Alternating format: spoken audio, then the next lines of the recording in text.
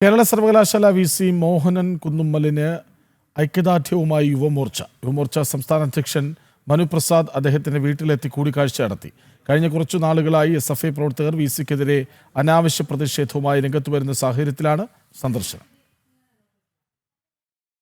കേരള സർവകലാശാലയിൽ SFI കാടത്തതിന് vice chancellor വിലങ്ങുതടിയായതോടെയായിരുന്നു കുട്ടിസഖാക്കൾ പ്രതിഷേധവുമായി രംഗത്തെത്തിയത്. കലോത്സവത്തിന് ഫണ്ട് അനുവദിച്ചില്ലെന്ന് പറഞ്ഞ് വി.സിക്കെതിരെ പ്രതിഷേധം നടത്തി. കഴിഞ്ഞ കുറച്ചു നാളുകളായി കേരള സർവകലാശാല സംഘർഷഭൂമിയാണ്. എസ്.എഫ്.ഐ അക്രമമാണ് സർവകലാശാലയിൽ നടക്കുന്നത്. എന്നാൽ വി.സിക്ക് ഐക്യദാർഢ്യവുമായി യുവമോർച്ച രംഗത്തെത്തി. അദ്ദേഹവുമായി വീട്ടിലെത്തി കൂടിക്കാഴ്ച നടത്തി യുവമോർച്ച സംസ്ഥാന അധ്യക്ഷൻ മനുപ്രസാദ്. വെറും രാഷ്ട്രീയ താല്പര്യത്തിൻ്റെ അടിസ്ഥാനത്തിൽ നമ്മുടെ സർവകലാശാലകളെ അതോടൊപ്പം തന്നെ നമ്മുടെ യുവാക്കളെ ഒക്കെ വഞ്ചിക്കുന്ന സമീപനവുമായി ഗവൺമെൻറ് മുന്നോട്ട് പോവുകയാണ്.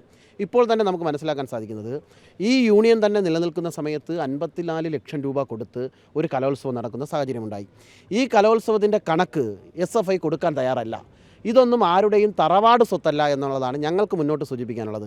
ഈ കേരളത്തിലെ യുവാക്കളുടെയും വിദ്യാർത്ഥികളുടെയും സാധാരണക്കാരുടെയും നികുതി പണം ഉപയോഗിച്ച് കൊടുക്കുന്ന പണമാണ്. ഈ 55 ലക്ഷം രൂപയ്ക്ക് ഒരു കണക്കുമില്ല. പോലീസിനെ വരെ ആക്രമിച്ചായിരുന്നു എസ്.എഫ്.ഐ കേരള സർവകലാശാലയെ സംഘർഷഭൂമിയാക്കിയത്. എന്നാൽ വൈസ് ചാൻസലർ മോഹനൻ കുന്നുമ്മൽ വിട്ടുവീഴ്ചയ്ക്ക് തയ്യാറായിട്ടില്ല.